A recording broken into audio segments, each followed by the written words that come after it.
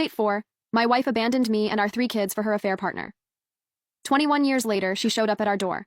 What we said to her left her completely speechless. She wasn't just broke, she was desperate. But here's the kicker.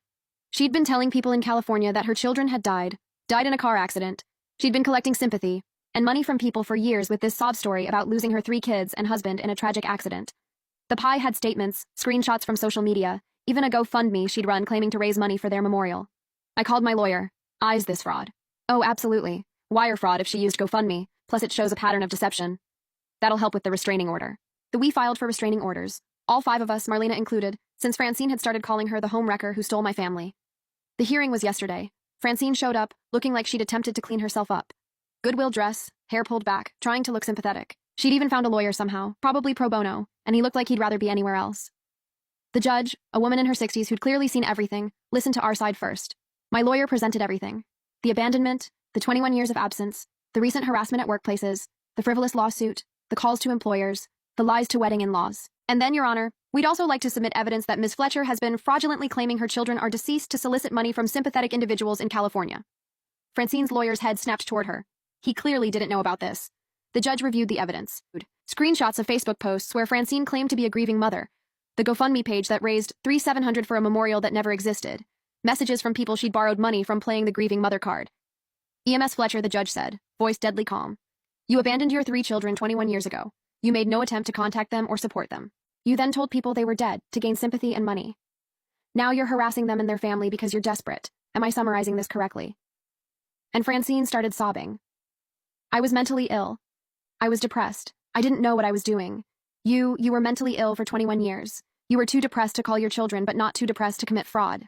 Her lawyer actually stepped away from her at the defense table.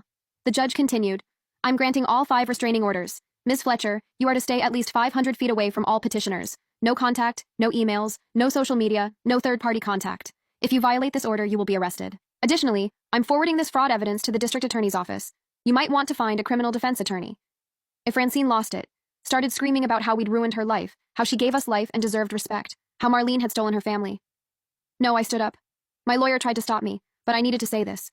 You ruined your own life. Every choice, every step, every lie. That was all you.